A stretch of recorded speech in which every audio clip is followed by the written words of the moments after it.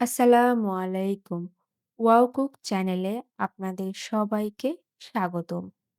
আজ আমরা খড়ির চুলায় বানাবো গুড় দিয়ে নারকেলের নাড়ু। খুব অল্প উপকরণে সহজে বানানো যায় এই নাড়ুটা। আজকের নাড়ুগুলো বানাবে আমার মা।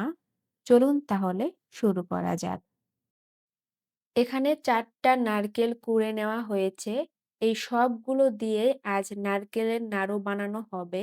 নারকেলগুলো ফ্রেশ এবং মিষ্টি স্বাদের। খড়ির চুলায় একটি কড়াই বসানো হয়েছে। এখন নারকেলগুলো ঢেলে দিলাম।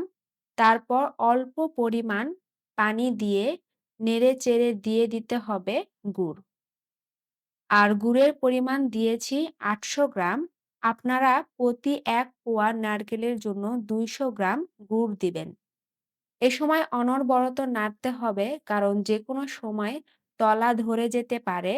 আর ধীরে ধীরে নারকেলের সাথে গুড় মিশাতে হবে। এভাবে ১৫ থেকে ২০ মিনিট রান্না করতে হবে। ধীরে ধীরে নারকেল নরম হয়ে আসবে। নারকেল থেকে যে পানি বের হবে তাও পুরোপুরি শুকিয়ে যাবে। আমার নারকেলের আঠালো ভাব চলে আসছে।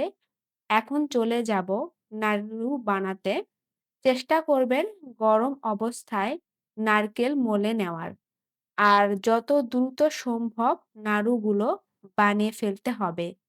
তা না হলে একবার নারকেল ঠান্ডা হয়ে গেলে বা নারকেলের যে আঠালো ভাবটা আছে তা চলে গেলে নাড়ু আর হতে চায় না।